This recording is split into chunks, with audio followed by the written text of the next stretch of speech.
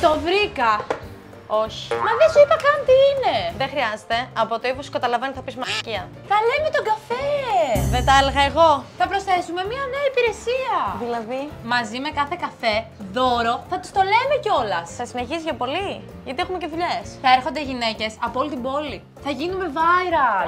Βάσια, αγάπη μου, την τελευταία φορά που είπες κάποιον το καφέ ήταν η θεία μου. Ναι και...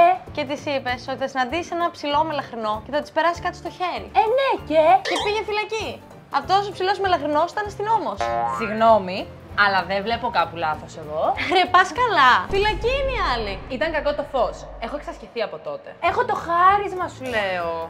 Το ποιο? Το χάρισμα, το νιώθω, σαν να με διαπερνά ένας αέρας. Ναι, γιατί εκεί που είσαι, σε χτυπάει το κλιματιστικό. Πάλι λίγο πιο εκεί. Δεν πιστεύεις στο ταλέντο μου. Θα σου αποδείξω ότι έχω δίκιο. Ένα καφέ και γρήγορα. Έχω να πάω σε μια συνέντευξη. Είσαι στο σωστό μέρος. Όχι μόνο θα σου φτιάξω τον καφέ, θα σου τον πω κιόλας. Έτοιμο το φρέντο εσπρέσο. Κοίτα να δεις τώρα. Ρε Βάσια, τι κάνεις εκεί? Ο καφές δεν λέγεται με φρέντο. Ελληνικό θέλεις. Σαβίνα, σε παρακαλώ. Είμαστε το 2025. Και τι σημαίνει αυτό? Άρα κάνει και φρέντο. Λοιπόν, εδώ είμαστε. Βλέπω για τη συνέντευξη ότι το έχεις. Θα την πάρεις τη δουλειά. Αλήθεια. Αλήθεια! Περίεργο, γιατί εγώ θα κάνω τη συνέντευξη. Είμαι στο HR. Ρε Βάσια, τι της λες της κοπέλας? Ωραία. Στα ερωτικά τώρα. Βλέπω μια μεγάλη απελευθέρωση. Πόσα χρόνια είσαι σε σχέση? Σχέση. Ναι, σχέση. Όχι, ποια σχέση λέω. Είμαι single εδώ και 2 χρόνια. Εντάξει. Μην έχει ελπίδες να αλλάξει και αυτό τότε. Τι? Ρε Βάσια, τι της λες της κοπέλας?